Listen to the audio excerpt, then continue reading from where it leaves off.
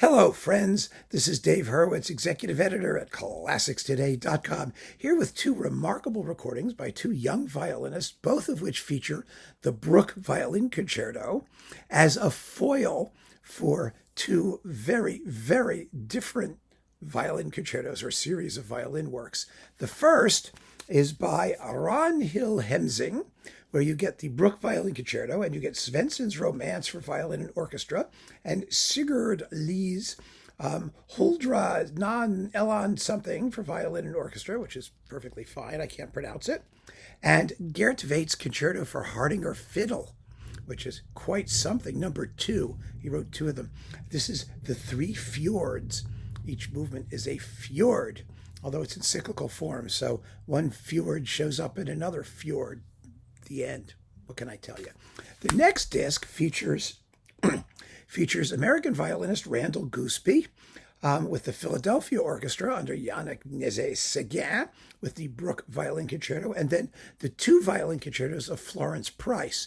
They've been recorded before, but this is their second recording, and both of them are excellent. But I just think it's fascinating to see how both violinists use the Bruch as a foil for what they're doing themselves. And the performances of the Bruch are quite different.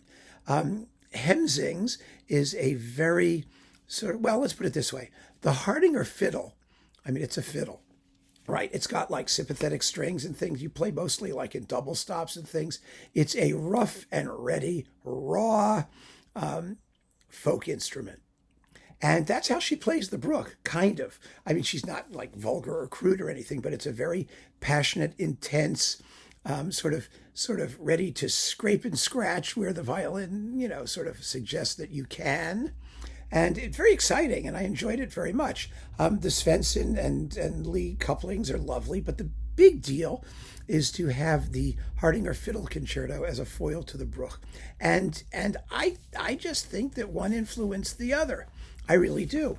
I also think that's true here with Randall Goosby, because the Florence Price concerti are lovely and very elegant, and sweet and lyrical, and in her, idiom that we know now, that sort of, vaguely Gershwin-esque African-American mix of things.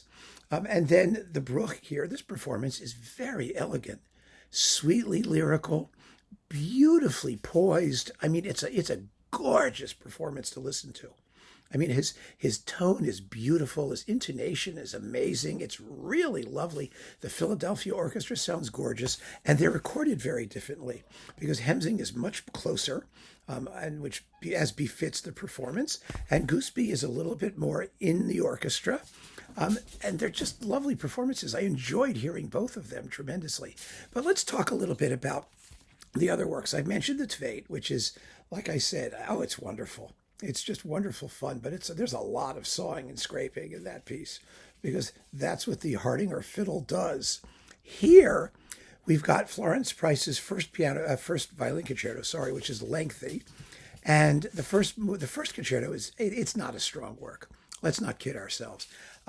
It is the first movement is in moderate tempo, and it's very nature oriented. It's sort of like birds and chirpy things, and it's very, very moderate.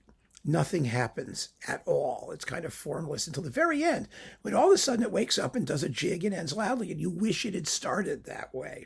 The slow movement is lovely. The finale is fine, as you might expect. Those go okay. The second concerto is hopeless. Hopeless in the sense that it'll never get performed frequently. It's marvelous work. It's in one movement. It's 15 minutes long. It's amazingly well scored. It's a totally different composer. You could see the amazing progress that Price made in her compositional art, even though she had no performances of being heard. The orchestration is much larger than the first. It's got harps and celesta and all kinds of stuff going on in it. And because it's 15 minutes long, it's not a standalone piece. And that's just a pity because it deserves to get played. It's a concert shtuck, really. I hope they find ways to do it.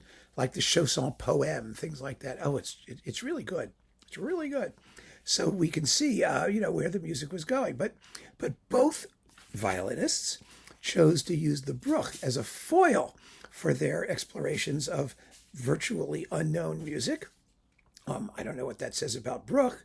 They could put their own stamp on it, I suppose, and they do, and they really do. I found it a fascinating pair of discs and a very interesting comparison.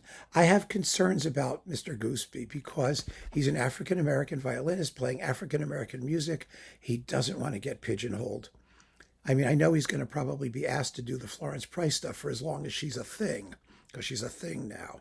And he should. I mean, she deserves the exposure, but he also deserves the opportunity to be heard in the major works of the violin repertoire because he's one hell of a violinist. And I hope he enjoys them just as much and wants to do that as well and has the opportunity to and doesn't get, stuck into the ghetto, as so often happens in the world of classical music. You see conductors, they have, if they're Finnish, they have to do Sibelius. If they're Russian, they have to do Tchaikovsky, They should do what they love, whatever that is. They should just do what they love. The other thing that interests me, just as an aside, is some of you may have seen my recent video on wokeism in the classical music world, which I think is fine, by the way. But here we have Goosby, who's going to be, you're going to see people saying, well, he did this because he was black and because Florence Price is black and they're just throwing in the Bruch because they asked to do something normal. And, he's going to get treated that way, which is a terrible thing. We should just listen to the music and enjoy it for what it is. No one's going to do the same thing with Ragnhild Hemsing, but shouldn't they? Because she's using the Bruch as an excuse to do Tveitt. Tveitt's Norwegian. She's Norwegian. She's doing her Norwegian thing. She's getting in touch with her ethnic roots. She's promoting it. But this would never be accused of wokeism, as this would. But what's the difference? I don't see it. Do you? Really? Anyway, I just had to throw that out there. These are both fine discs. Goosby's on Decca. This one, Hemsing, is on EDEL Kultur, and they're both really fine violinists making wonderful debut recordings. The orchestra, by the way, here is Bergen, I believe. Yeah, the Bergen Philharmonic under Eivind Aadland, who's a very good conductor. You know him from his other recordings on Naxos and whatnot of Norwegian repertoire. And so, get them both! You're going to wind up with 1 billion recordings of the Bruch Violin Concerto anyway, right? Why not? Let's have a good time with it. And by the way, the Bruch Violin Concerto is one hell of a good concerto. So keep on listening, friends. Thanks for joining me. Take care.